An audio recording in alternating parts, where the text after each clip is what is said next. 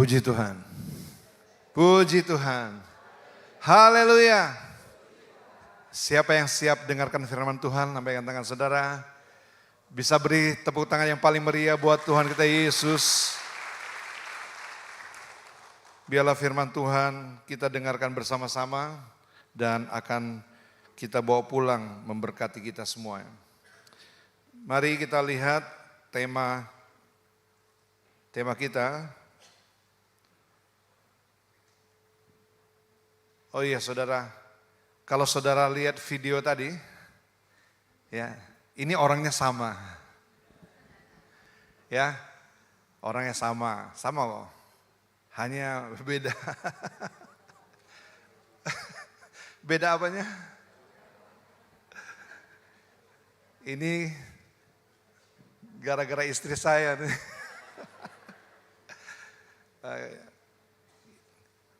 Kebetulan awal bulan lalu anak saya yang paling besar itu tunangan ya di Salatiga. Jadi yolah dicat rambutnya supaya kelihatan segar. Ya beginilah jadinya saudara. Nasib ya. Oke, mari kita lihat. Hidup dipimpin Roh Allah. Hidup dipimpin Roh Allah. Katakan bersama-sama, hidup dipimpin Roh Allah. Ya. Roh Allah ini memang tidak kelihatan saudaraku. Tetapi Roh Allah ini sedang bekerja di zaman kita ini. Dia sedang mencari orang-orang yang hendak dipimpinnya. Dia mencari orang-orang yang hendak disertainya. Orang yang hendak dibimbingnya, dituntunnya. Nah, siapakah orang-orang ini? Orang-orang ini adalah saudara dan saya. Ya. Orang-orang yang mengaku sebagai orang percaya. Mari kita lihat firman Tuhannya. Di dalam Roma 8 ayat 14. Roma 8 ayat 14 dikatakan di sana. Semua orang yang dipimpin Allah adalah anak-anak Allah. Semua orang yang dipimpin oleh Roh Allah adalah anak-anak Allah. Banyak di antara kita mengaku kita ini anak Allah. Ya. Mungkin semuanya bilang kita ini anak-anak Allah. Betul nggak?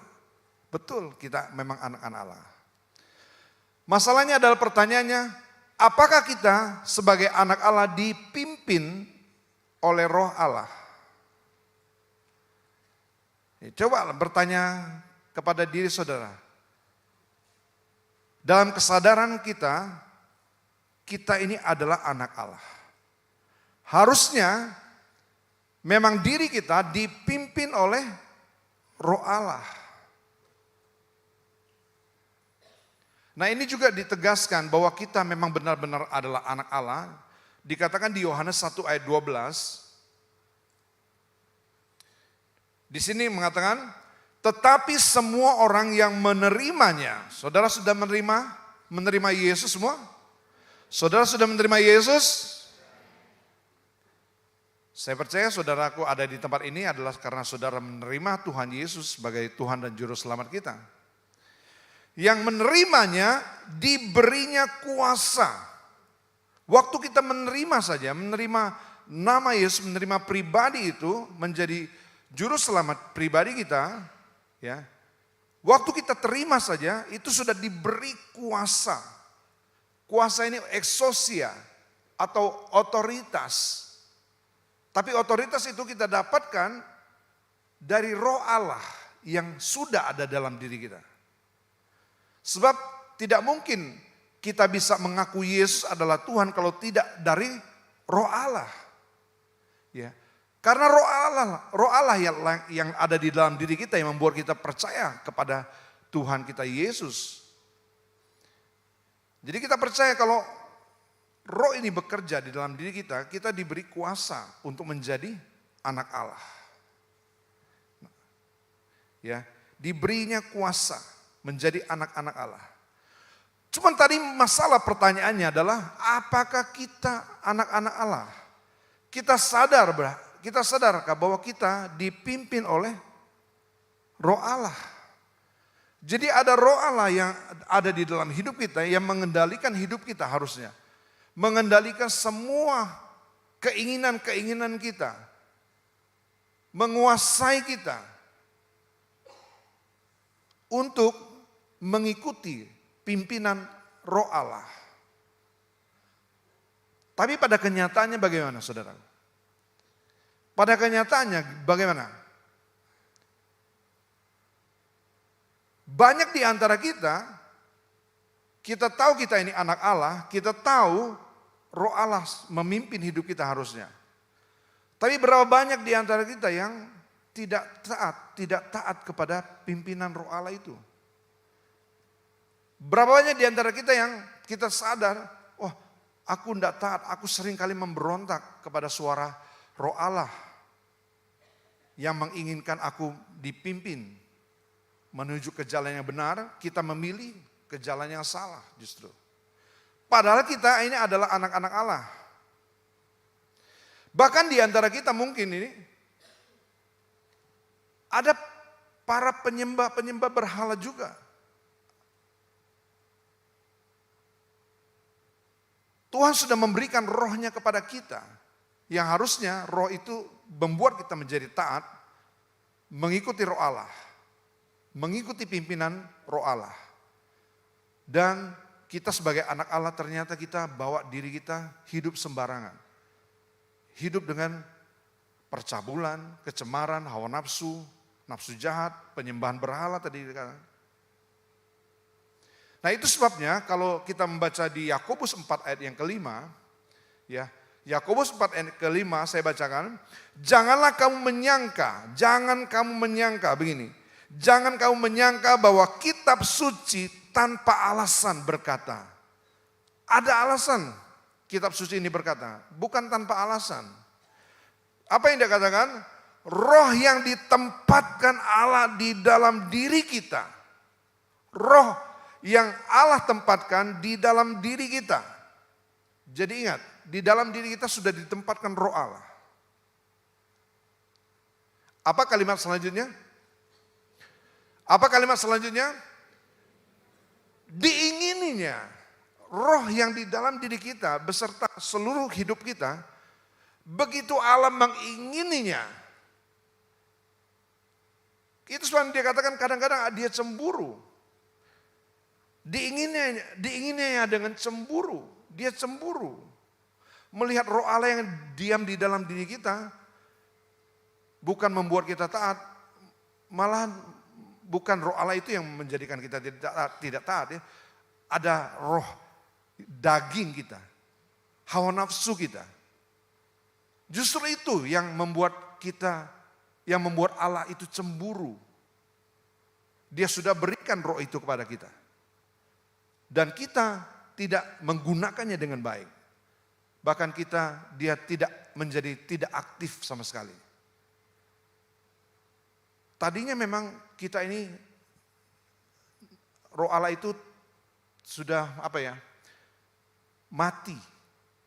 Kamu dahulu sudah mati, Tuhan katakan, Alkitab katakan, Roma. Yang mati itu adalah roh kita. Kamu dahulu sudah mati. Nah, tetapi Allah membangkitkan kita. Apa yang dibangkitkan? Roh itu bangkit, hidup dia. Masalahnya roh yang sudah bangkit itu tidak kita manfaatkan, saudaraku. Kita biarkan begitu saja. Lalu dia tidak aktif, sama sekali dia tidak aktif. Apa yang akan terjadi? Dia jadi pasif. Lama-lama dia tidur. Dia tidak bernyala-nyala lagi. Padahal dikatakan biarlah rohmu menyala-nyala.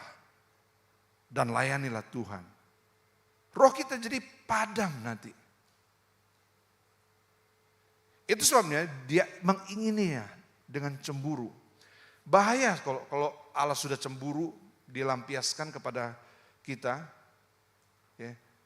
Dikatakan Allah itu adalah api yang menghanguskan. Cemburu itu pastilah saudaraku yang pernah cemburu, itu kayaknya ada api di sini. Ingin, wah kalau bisa, ya apa yang menjadi milik kita itu tidak boleh diambil oleh orang lain, tidak boleh direbut oleh orang lain. Inilah roh Allah di dalam diri kita. Ya, roh Allah, dia menginginnya dengan begitu cemburu. Kalau saudara lihat di Roma 8 ayat 6 sampai 8, kita baca. Roma 8 ayat 6 sampai 8. Nah, karena keinginan daging adalah maut. Maut itu kematian. Memang kita belum alami, bukan kita lah. Memang belum alami maut itu. Tapi rasa-rasa maut itu sudah ada di dalam hidup kita. Keluarga kita seperti neraka, rumah tangga kita seperti neraka. Kita nggak betah tinggal di dalamnya. Suami kita tinggal di rumah itu dia nggak betah. Istri kita begitu juga, seperti neraka. Padahal belum neraka. Isinya apa? Isinya tuh daging semua. Isinya maut. Nah tetapi keinginan roh itu yang tadi roh Allah memimpin kita. Kita disebut anak-anak Allah. Roh Allah memimpin kita. Itu sebabnya kita disebut anak-anak Allah. Nah apa yang dikatakan roh Allah itu memimpin? Keinginan roh adalah hidup dan damai sejahtera. Inilah hidup yang kekal. Ya. Kita belum terima hidup yang kekal itu, maksudnya belum kita nanti diubahkan masuk ke dalam kemuliaan, belum kita. Tapi kita sudah bisa merasakan bagaimana hidup itu yang benar-benar hidup. Itu anugerah sorgawi. Buat kita merasakan hidup seperti di sorga. Di bumi seperti di sorga. Itu yang Tuhan katakan sudah dalam doa Bapa kami. Di bumi seperti di sorga. Belum di sorga. Tetapi kita bisa rasakan bagaimana hadirat sorga itu di dalam rumah tangga kita. Damai sejahtera. Damai sejahtera itu bukan semuanya aman-aman saja. Damai sejahtera ini ya itu seperti Yesus di tengah-tengah badai. Sementara Yesus tertidur di tengah-tengah badai, yang panik siapa? Yang panik semua murid-muridnya panik. Murid-muridnya itu ahli semua, nelayan-nelayan. Tapi menghadapi angin bakal binasa mereka itu. Mereka tahu, mereka panik. Tapi lihatlah damai sejahteranya Yesus. Dan itulah janji firman Tuhan. Kalau kita ikuti keinginan roh. Di tengah-tengah goncangan di dunia ini saudara. Di tengah-tengah goncangan dunia ini. Bahkan akan janji firman Tuhan katakan bukan saja bumi ini akan digoncangkan. Semua akan tergoncang. Apakah iman-iman saudaraku juga ikut tergoncang?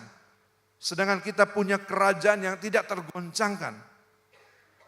Kita akan digoncang. Satu waktu Tuhan katakan langit dan bumi akan digoncangkan. Akan tergoncang. Nah bagaimana saudaraku? Saya yakin mulai terbiasalah saudaraku dipimpin oleh roh. Saudara akan alami damai sejahtera ini. Kita baca ayat yang ke-7. Sebab keinginan daging adalah perseteruan terhadap Allah. Karena keinginan itu tidak takluk kepada hukum Allah. Hal ini memang tidak mungkin baginya. Ya, tidak mungkin baginya. Sebab keinginan daging adalah perseteruan terhadap Allah. Adalah permusuhan terhadap Allah. Karena ia tidak takluk kepada hukum Allah. Itulah keinginan daging. Ayat 8. Mereka yang hidup dalam tabiat daging tidak mungkin berkenan kepada Allah. Tidak berkenan, saudaraku, waduh kalau hidup tidak berkenan tuh, kita masih bisa bekerja, kita masih bisa punya uang, kita masih bisa banyak yang kita kerjakan di dunia ini. Tapi kalau tidak berkenan kepada Allah, apa artinya? Hidup kita kering, punya banyak harta, punya rumah mewah, tapi hidupnya kering. Hendak rasakan hidup seperti di sorga.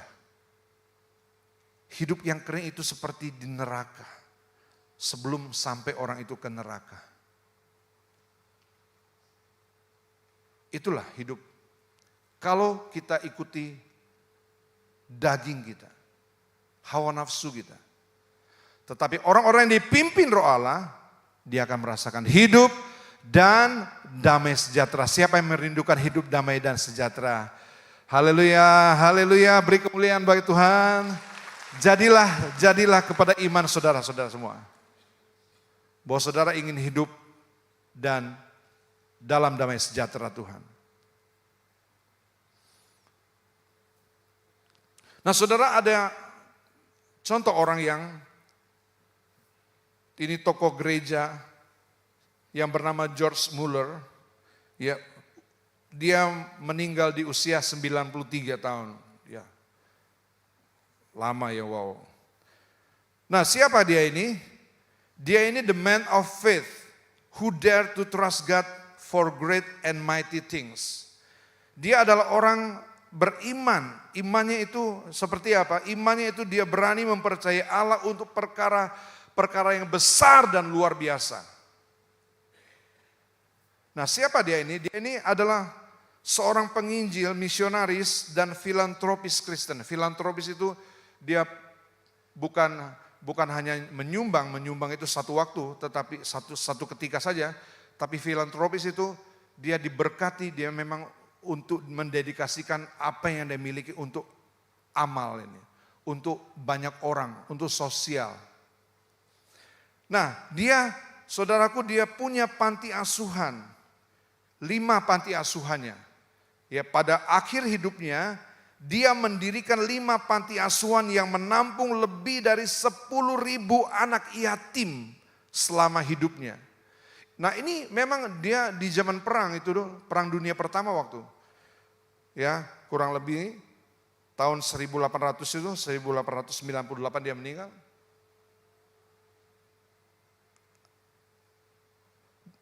Pada masa itu banyak anak-anak yang kehilangan orang tua memang. Tetapi ditampungnya 5, punya panti asuhan 5. Dia menampung lebih dari 10.000 anak yatim. Dia mengelola organisasi, lihat nih, yang mengandalkan doa dan iman tanpa pernah mempublikasikan kebutuhan keuangannya. Ini hebat sekali. Ya, padahal ini salah satu wadah untuk meminta belas kasihan orang-orang memang. Kalau saudara lihat anak yatim bagaimana? Lihat mereka ditampung, bukankah kita belas kasihan kepada mereka? Nah ini memang kita berbelas kasihan, tapi dia tidak mempublikasikannya. Dia berharap kepada pertolongan daripada Tuhan, iman percayanya. Dia menjadi inspirasi bagi gerakan iman dan pelayanan tanpa uang. Nah, salah satu kisahnya saya ceritakan ini. Salah satu kisahnya, ya satu waktu, satu pagi, mereka tentunya tidak terus-menerus punya makanan. Satu waktu mereka tidak ada makanan sama sekali. Ya, satu pagi, anak-anak sudah duduk di meja tanpa makanan apapun. Mereka mau makan tanpa makanan apapun. Inilah iman dari Mueller. Ini tidak jadi begitu saja saudaraku. Pasti prosesnya itu begitu luar biasa. Ya, dia Mueller ya, dia berdoa, dia mengucap syukur kepada Tuhan atas makanan yang akan disediakan. Padahal di meja belum ada apa-apa.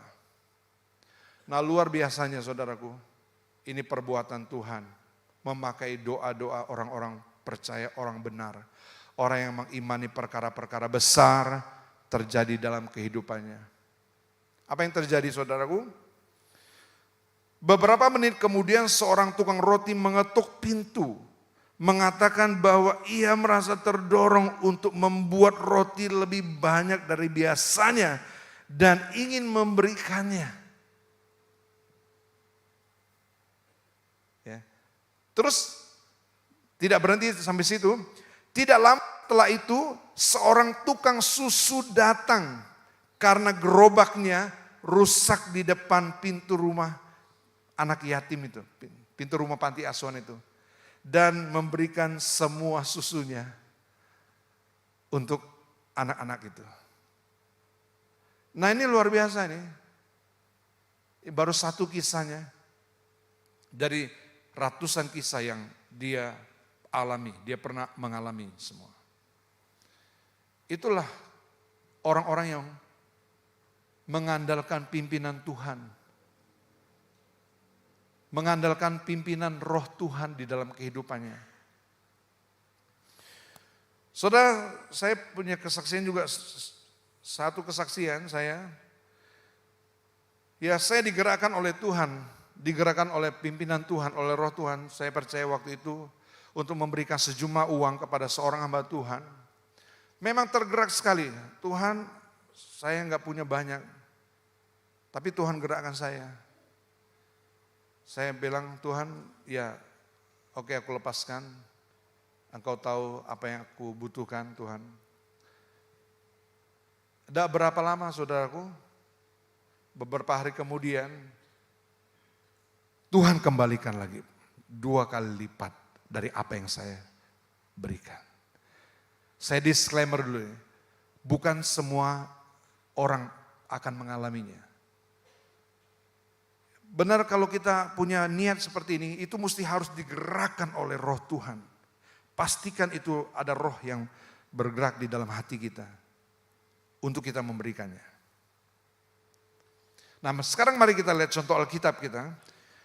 Kita lihat contoh orang yang hidup menurut kehendak roh, namanya Paulus. Nah, Rasul Paulus ini adalah contoh yang kuat tentang orang yang hidup menurut kehendak roh. Setelah perjumpaannya dengan Kristus di jalan menuju ke Damsyik pada Kisah Rasul pasal 9, dia mengalami perubahan total. Dia mengalami perubahan hidup yang total. Dia tidak lagi hidup menurut keinginan dagingnya yang dulu menganiaya orang Kristen. Dia dulu penganiaya saudaraku. Tetapi pada satu waktu dia dihadang dalam perjalanannya menuju ke Damsyik, hendak menangkap orang-orang percaya dan memenjarakannya. Lalu Tuhan menemui dia. Tuhan katakan, Paulus, Saulus, Saulus, kenapa engkau menganiaya aku? Aniaya kepada umat Tuhan itu aniaya kepada Tuhan. Kita tidak usah membalas. Saya percaya pembalasan itu datang daripada Tuhan. Nah saudaraku, tetapi ia serahkan hidupnya sepenuhnya kepada pimpinan Roh Kudus. Paulus ini, dia serahkan setelah pertobatannya, dia serahkan hidupnya, dia berubah, mengalami perubahan total, dia serahkan hidupnya kepada Tuhan. Bahkan saudaraku dia bersedia menjadi tawanan roh. Bukan lagi hanya dipimpin, level dipimpin itu baru mungkin kalau saudaraku, tidak tahu pernah mengalami belum ya. Saya rasa sudah pernah lah saudaraku. Bagaimana saudara digerakkan oleh roh, dipimpin oleh roh. Nah ini level yang berikut lagi, menjadi tawanan roh. Seorang tawanan itu beda dengan dipimpin, kita masih bisa memberontak, kita bisa tidak taat, kita bisa hidup dalam daging kita. Dia sudah masuk ke dalam level ditawan oleh roh. Mari kita baca ayatnya di dalam Kisah 20 ayat 24. 20 ayat 22 dulu. Kisah Rasul 20 ayat 22.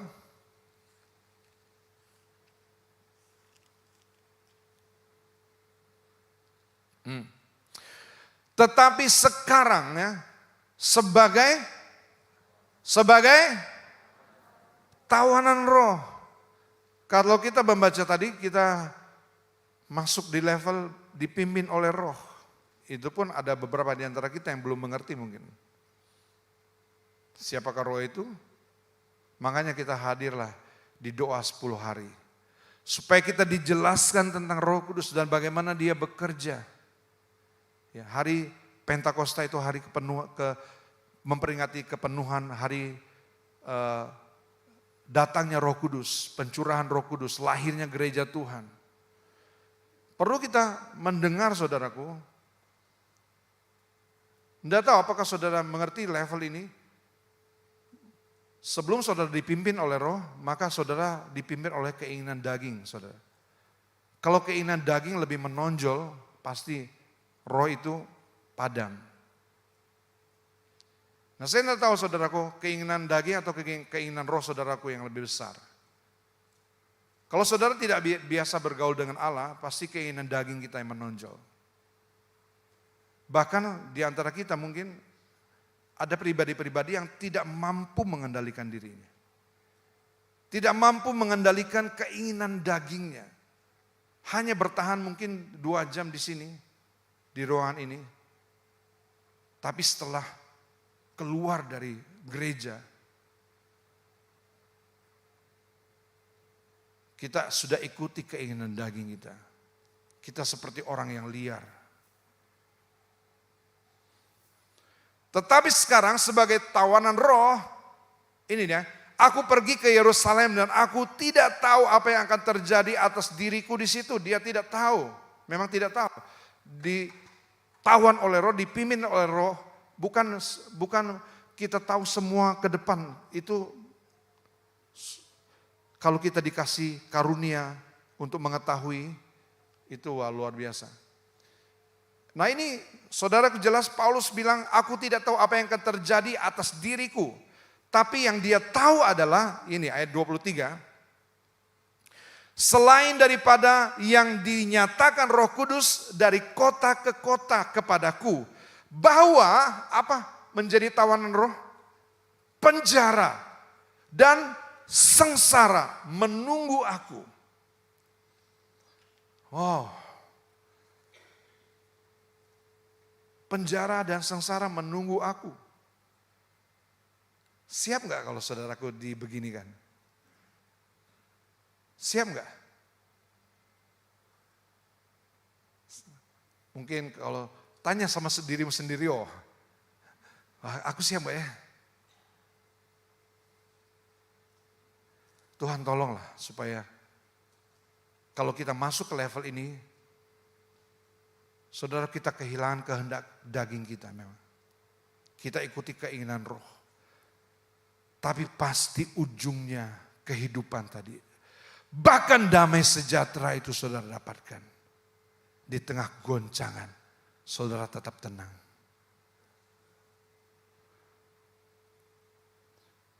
Ayat 24. Ya. Paulus tidak takut.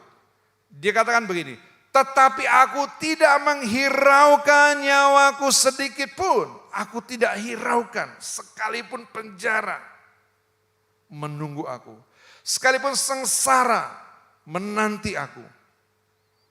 Oh, aku tidak hiraukan nyawaku. Asal dia katakan, aku dapat mencapai garis akhir. Setiap kita punya garis akhir. Masalahnya begini. Dan menyelesaikan pelayanan yang ditugaskan oleh Tuhan Yesus kepadaku.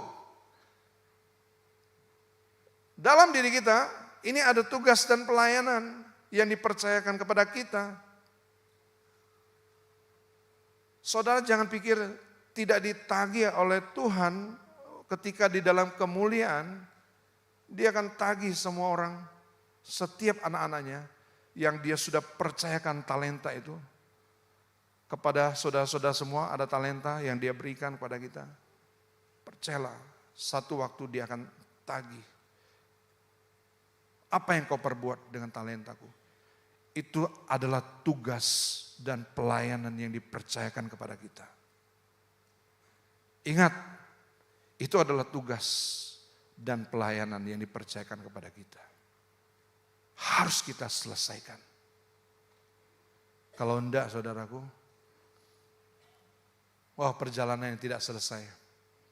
Atau kita masuk ke dalam kubur, masih banyak harta di dalam diri kita yang belum kita keluarkan menjadi berguna buat orang lain, menjadi berkat bagi orang lain. Inilah semboyannya. Dikatakan di Galatia 2 ayat yang ke-20. Galatia 2 ayat yang ke-20. Ya, saya baca, namun aku hidup tetapi bukan lagi aku, melainkan bukan aku sendiri yang hidup, melainkan Kristus yang hidup di dalam aku. Itu moto Paulus ya, luar biasa sekali. Nah, ada contoh yang kedua, contoh orang yang hidup di dalam keinginan dagingnya adalah Ananias dan Safira. Cerita ini menyedihkan sekali. Ya, dia melihat orang-orang menyerahkan harta, menjual tanahnya, menyerahkan di bawah kaki rasul-rasul. Ya, dia pikir ini, kalau saya juga memberikan ini kepada para rasul, aku pasti akan dipuji oleh orang-orang. Dipuji. Nah, waktu dia belum menjual tanah itu, ya tidak masalah saudaraku. Tapi ketika dia mulai menjual tanah itu dan menyerahkan hasil penjualan tanah itu, disitulah dia bermasalah. Dia mendustai, bukan mendustai Petrus. Petrus katakan, engkau bukan mendustai aku, engkau bukan mendustai manusia, tetapi engkau sudah mendustai Roh Kudus. Dia hidup dalam keinginan untuk dipuji. Dia punya sesuatu untuk diberi, tetapi dia tahan sebagian. Dia masih hidup dalam roh daging, keinginan dagingnya yang seharusnya dia lepaskan itu. Tapi dia sisihkan untuk dirinya. Dia katakan kepada Petrus, Petrus ini semua hasil penjualan tanah. Saudaraku, akhirnya tragis sekali. Dua-duanya binasa, baik suaminya maupun istrinya. Nah, kita melihat yang bagian terakhir ini, ciri orang yang hidup dalam Roh Allah. Ciri orang yang hidup dalam pimpinan Roh Allah. Yang pertama, ya, pastilah orang yang hidup dipimpin oleh Roh Allah, dia menghasilkan buah-buah roh. Ada buah-buah roh yang dihasilkan, yaitu apa saja saudaraku masih ingat?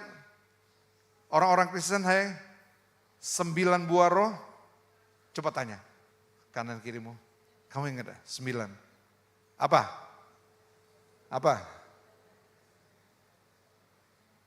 Nah, kalau yang nggak pernah sekolah minggu pasti nggak tahu lagu ini. Berbahagialah orang yang sekolah minggu ya, diajarin kasih, sukacita, damai sejahtera, kesabaran, kemurahan, kebaikan, kesetiaan, kelemah lembutan, dan penguasaan diri. 9 buah roh. Ada di dalam orang yang dipimpin oleh Roh Allah. 9 buah roh. Dia nggak cepat-cepat saudaraku, sedikit-sedikit marah-marah. Dia boleh marah, dia punya tujuan marah, jelas tujuannya. Dan tidak keluarkan kata-kata yang kotor pada waktu dia marah. Dia tidak katakan kata-kata umpatan pada waktu dia marah. Dia sedikit-sedikit ngamuk, sedikit-sedikit tersinggung, sedikit-sedikit sensi. Itu membuktikan apa? Bahwa engkau tidak hidup dalam pimpinan Roh Allah. Tidak ada buah. Yang kedua,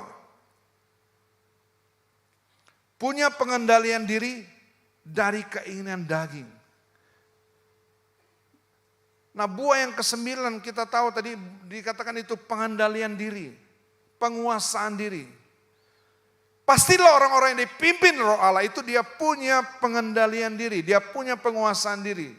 Dia tahu hawa nafsu itu membawa dia kepada maut, membawa dia kepada kebinasaan, membawa dia kepada kehancuran, keluarganya, rumah tangganya, anak-anaknya. Itu dampaknya. Dia tahu dan dia bisa mengendalikannya. Ini gak boleh. Ini gak boleh.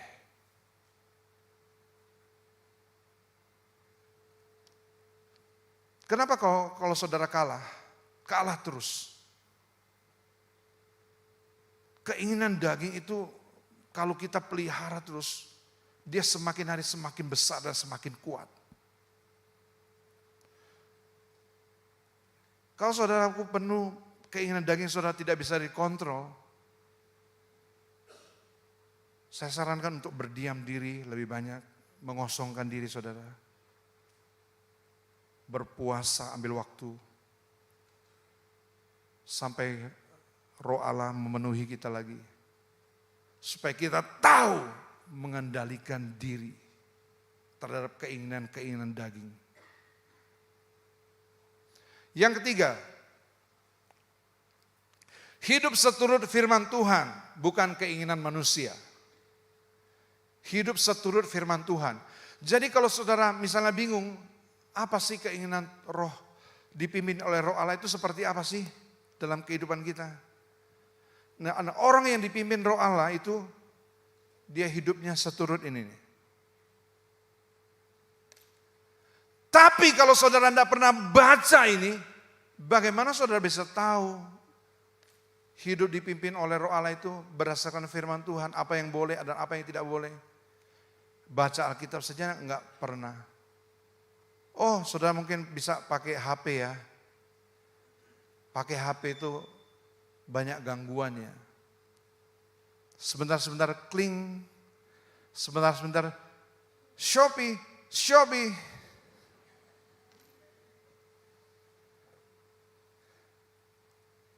Itu sebab saudara tidak pernah baca ini sampai selesai.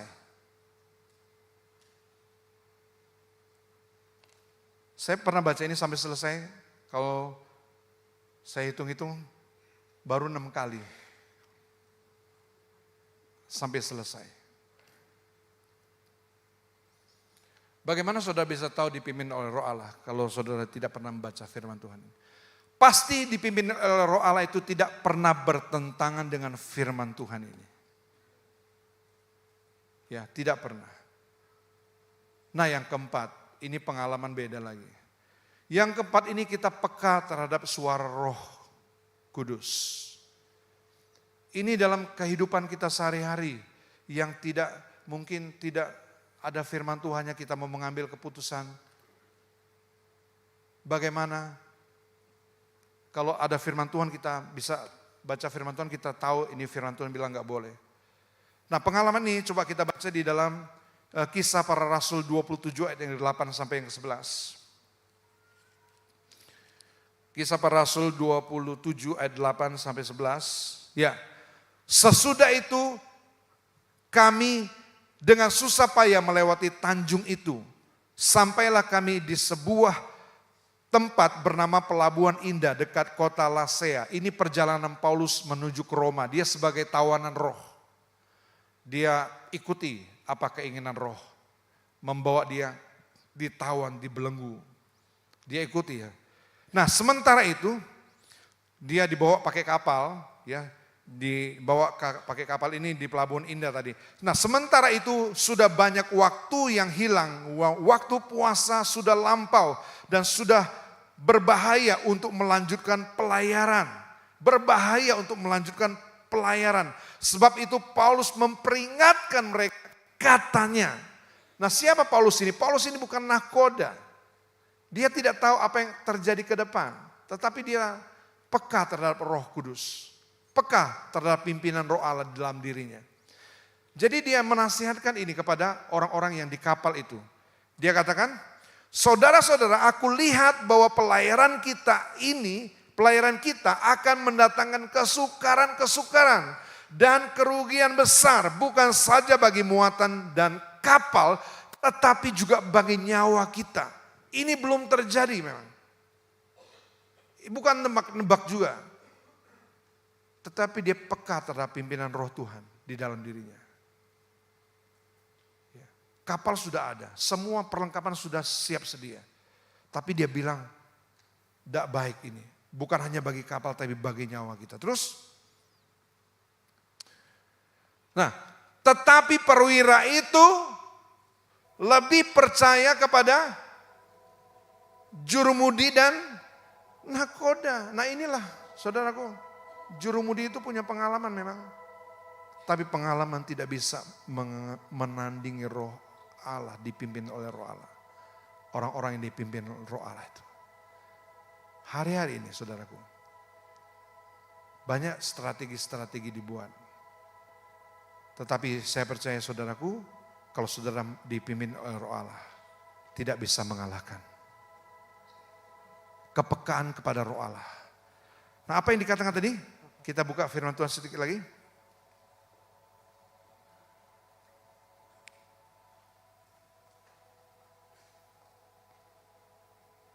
Ayatnya.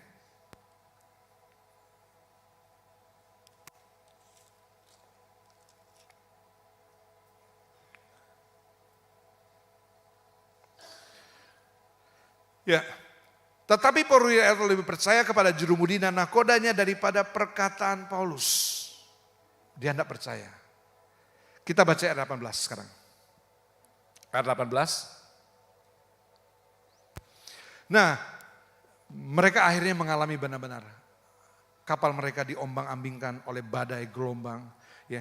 Karena kami sangat hebat diombang-ambingkan angin badai, maka pada keesokan harinya mereka mulai membuang muatan kapal ke laut supaya ringan.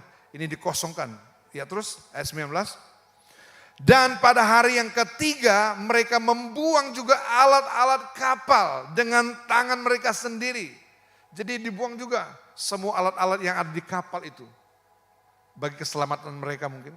Itu dibuang, tidak ada gunanya bagi mereka.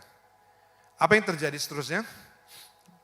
Setelah beberapa hari lamanya baik matahari maupun bintang-bintang tidak kelihatan dan angin badai yang dahsyat terus-menerus mengancam kami, akhirnya putuslah segala harapan kami untuk dapat menyelamatkan diri kembali, untuk menyelamatkan diri kami.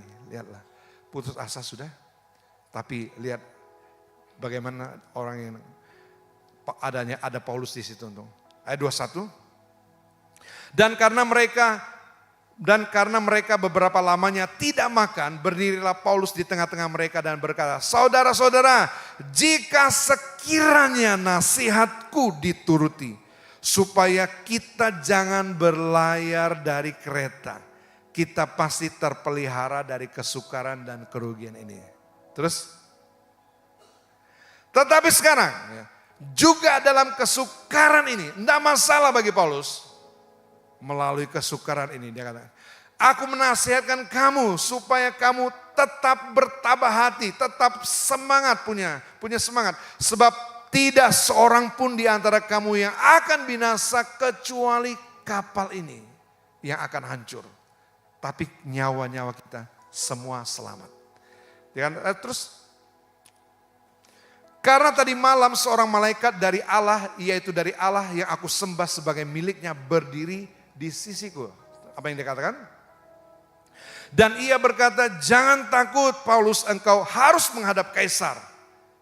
Dan sesungguhnya oleh kasih karunia Allah, maka semua orang yang ada bersama-sama dengan engkau di kapal ini akan selamat karena engkau. Karena Paulus ini satu-satunya orang yang berkenan tapi menyelamatkan semua orang yang di kapal. Terus ayat 25. Sebab itu tabahkanlah hatimu saudara-saudara. Kuatkan hatimu. Tetap semangat menghadapi goncangan dunia ini. Baca sama-sama. 2, karena. 2, 3. Karena aku percaya kepada Allah bahwa semuanya pasti terjadi. Imannya begitu kuat. Ada lagu lama, percaya saja, semua pasti jadi. Percaya saja. Wow, ini orang-orang yang dipimpin oleh Roh Allah. Tinggal percaya saja. Semua pasti jadi. Dan jadinya seperti apa yang dikatakan oleh malaikat, oleh firman Tuhan. Apa yang dikatakan tentang diri kita oleh Tuhan, itu pasti terjadi.